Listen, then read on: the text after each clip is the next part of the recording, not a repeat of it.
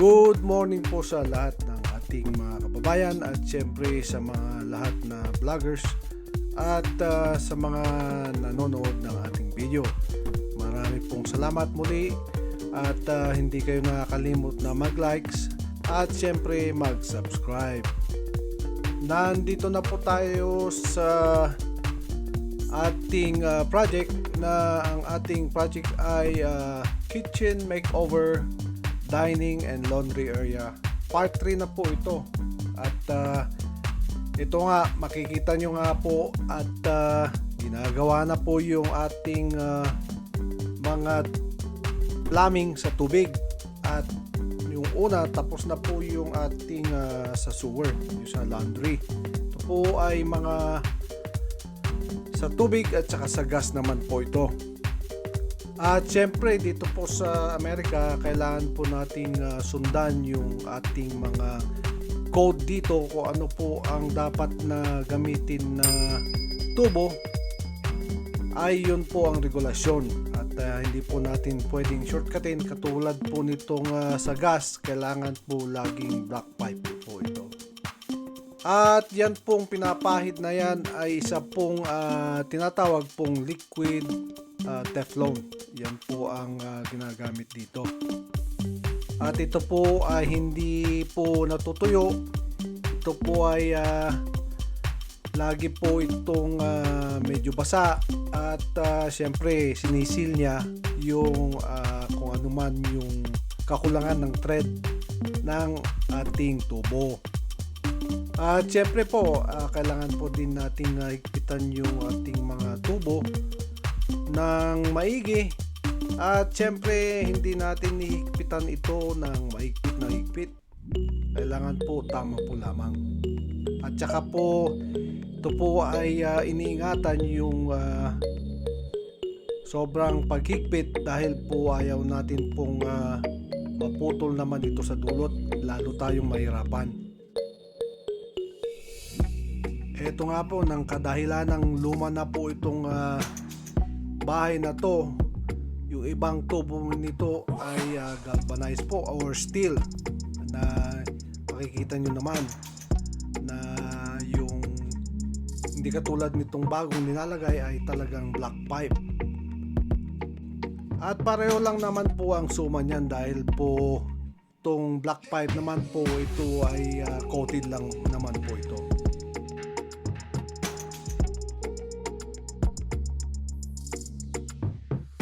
Siyempre po pag atin pong nilagay na yung tubo, atin pong ididiretsong maigi at yung kanyang thread ay hindi po mag loose thread, para pag hinigpitan natin ay maganda po pagkakahigpit.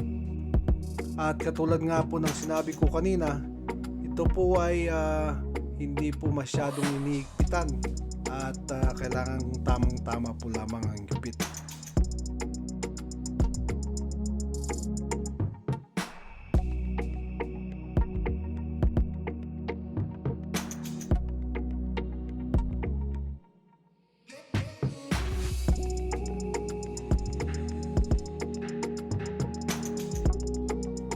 At yan pong ginagamit nating paghigpit na yan ay gawa ng snap-on tools.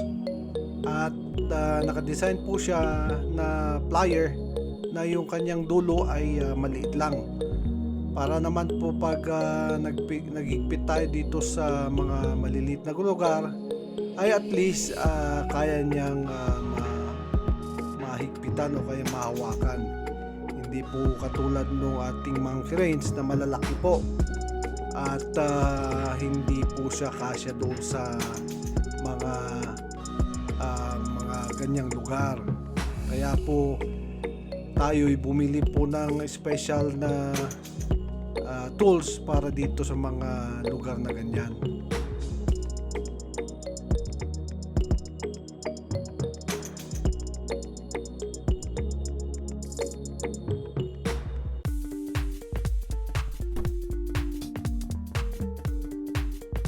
Tayo naman po ay magtungo dito sa kabila na ating aalisin itong sewer pipe na ito. dahil po ito yung luma at hindi na po ito kailangan. At dito po ilalagay yung ating daanan. Ito po yung pinaka hallway ng papuntang laundry.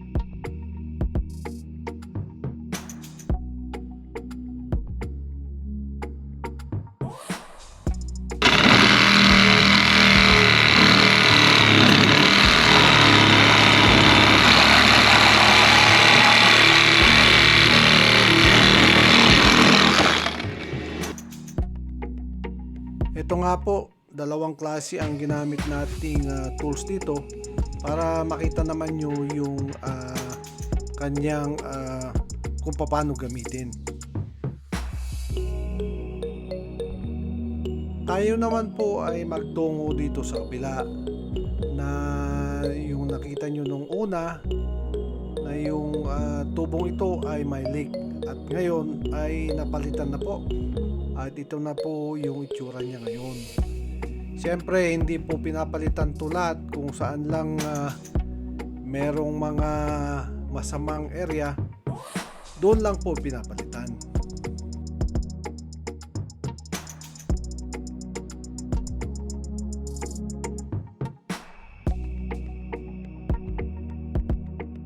At ito na nga po yung lumang tubo na pinalitan natin, na kung makikita nyo noon ay medyo maliit lang po yung leak, pero halos po yung buong tubo na 6 feet or more ay na-damage po.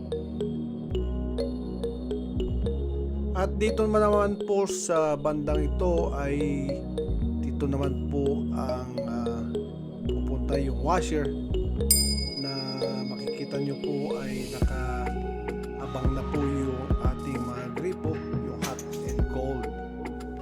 At idudugtong na nga lang po ito sa pinaka hot na tubo, at yung siyempre yung cold doon din dudugtong. At pati po yung ating tubo ng refrigerator ay nakaabang na rin po.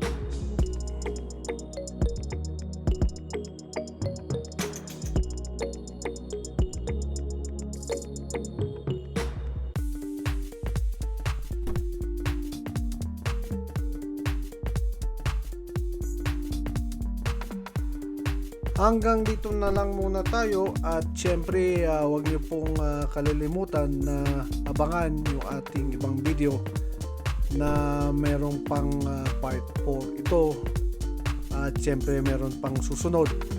At marami pa pong gagawin po ito. At makikita nyo nga po, nasara na po yung ating flooring dito at ibinalik na po. At yan na nga po, kailangan nyo pong abangan yung iba at para makita nyo yung start to finish.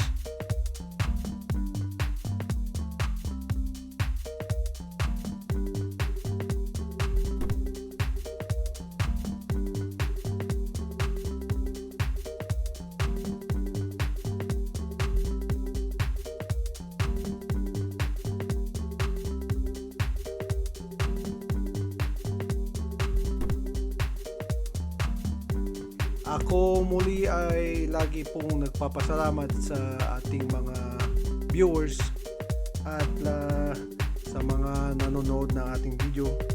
Marami pong salamat at siyempre po sa mga nag-likes at siyempre sa mga nag-subscribe. Salamat po muli. Ito po muli si Pinoy Espeña.